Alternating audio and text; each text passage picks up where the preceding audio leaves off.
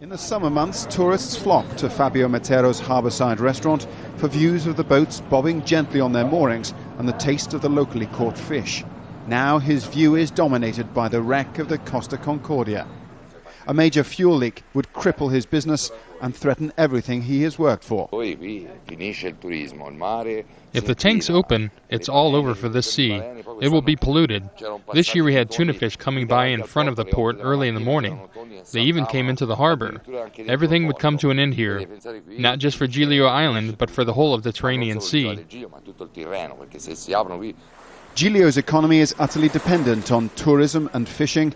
The eurozone crisis means times are already hard. A significant pollution incident would destroy them.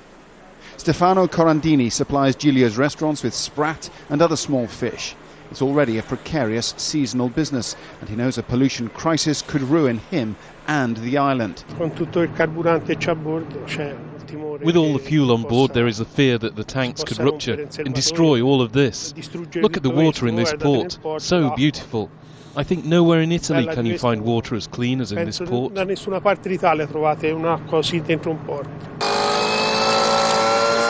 Efforts to prevent a crisis are well underway. Giglio Harbour is buzzing with activity. Out here on the water, there's actually no evidence of any major spillage at all. The orange inflatable pontoons you can see behind the ship there, just a precaution, say the authorities.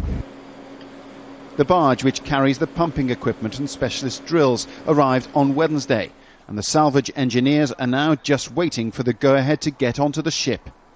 There are nearly 2,400 tons of heavy fuel oil and 200 tons of diesel aboard the Costa Concordia.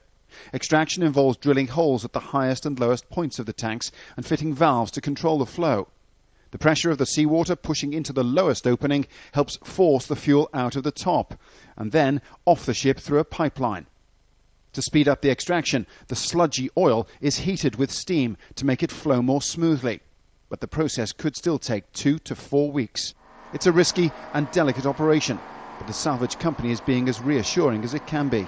It's a complicated operation because the vessel is laying on the side, the tanks are on both sides of the ship, so you can see the easy side to access the tanks which are outside of the water. Then there are the tanks which are inside or on the other side of the vessel, and the sea is flat calm now. It's an operation which is going to last a few weeks, so keeps our fingers crossed that the weather will remain calm. The residents of Giglio can now only watch. The fate of their island is in the hands of nature and those salvage engineers. Paul Brennan, Al Jazeera, Giglio Island.